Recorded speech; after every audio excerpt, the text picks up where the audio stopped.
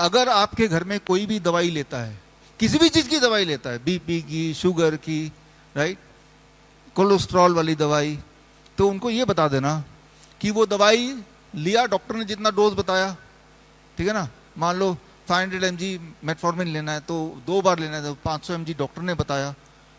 जब दवाई मुंह से गया कहाँ जाएगा? पेट में जाएगा ना। वो तो पेट में जाने के बाद अब पेट डिसाइड करेगा कि उसको कितना ब्लड में भेजना है, कितना लिवर में भेजना है, कितना स्टूल में जाएगा, वो पेट डिसाइड करेगा ना।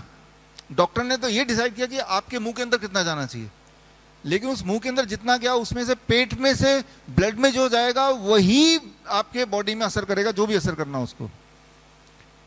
इंटरेस्टिंग बात क्या है, वो डॉक्टर को ये नहीं पता कि ग्रेविटी भी काम कर रही है हमारे बॉडी में, काम तो कर रही है ना। तो इंटरेस्टिंग बात है कि जब किसी ने दवाई लेके अगर वो अपने बाएं करवट लेट गया तो दवाई सिर्फ 1/4 ही ब्लड में जाएगा और बाकी वेस्ट हो जाएगा। ग्रेविटी का रोल कुछ ऐसा ही है।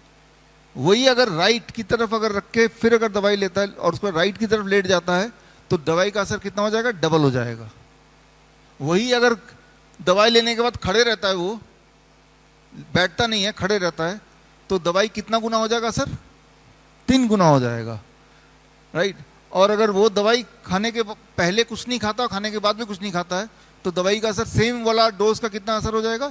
4 गुना हो जाएगा।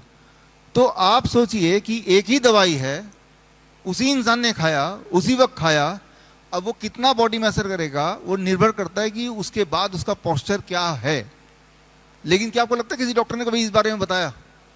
राइट, अगर वो खड़े खड़े रहता है, यानी कि दवाई को जितना असर करना चाहिए था उसका 3 गुना असर कर रहा है। तो बीपी की दवाई अगर 3 गुना असर करेगी तो क्या होगा उस इंसान को? Low blood pressure. याद रखिए, हाई ब्लड प्रेशर नहीं, लो ब्लड प्रेशर से हार्ट अटैक होता है। तो ये डेंजरस है उनके लिए, बीपी की दवाई खाने वाले लोगों के लिए। एक तो खाइए मत, DIP डाइट अपनाइए तो बीपी की दवाई छूट जाती है, या फिर अगर खाना ही है, खाने के बाद खड़े मत रहिए, बैठ जाइए भाई, राइट। छोटी सी बात है, ग्रेविटी वर्क्स ज़्यादा पावरफुली बॉडी में when you are standing, right. तो ये इंटरेस्टिंग एक फील्ड है जिससे हम किसी की जान बचा सकते हैं, सिर्फ ये बता के भाई जब आप खड़े होके रहते हैं खाना दवाई लेने के बाद, और अगर ब्लड शुगर की दवाई है और आपने खाया और उसके बाद बैठे नहीं, चलने लगे, खड़े होने लगे, तो उसकी असर 3 गुना हो गई जितना होना था एक्सपेक्टेडली। तो आपके ब्लड में शुगर क्या होगा? ज़्यादा होगा, कम होगा? कम हो जाएगा। Low blood sugar, hypoglycaemia. याद रखिए, हाई ब्लड प्रेशर अगर, हाई ब्लड शुगर अगर किसी का रहता है 300, 350, 400 ब्लड शुगर, कई महीने लगेंगे उसके ऑर्गन के फेल होने में। लेकिन अगर लो ब्लड शुगर हो जाता है तो कुछ घंटे के अंदर ही वो ऑर्गन फेल हो सकता है, कोमा में जा सकता है, मर सकता है। High blood sugar is dangerous over a period of many months. Low blood sugar is dangerous with in few hours. और लो ब्लड शुगर कब होगा? जब ग्रेविटी का रोल हावी हो जाएगा। वो कब हावी होगा? जब वो खड़े रह के वही वाला दवाई लेगा, खड़े रहेगा उसके बाद भी, तब।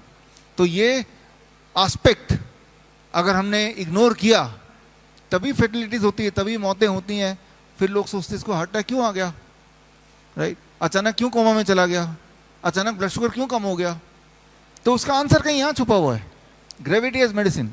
अगर आप डॉक्टर BRC क्लिनिक या फिर डॉक्टर BRC हॉस्पिटल खोलना चाहते हैं, या फिर अपने एग्जिस्टिंग क्लिनिक या हॉस्पिटल को अपग्रेड करना चाहते हैं विद डॉक्टर BRC प्रोटोकॉल, तो स्क्रीन पे दिए हुए लिंक में जाके फॉर्म भरें।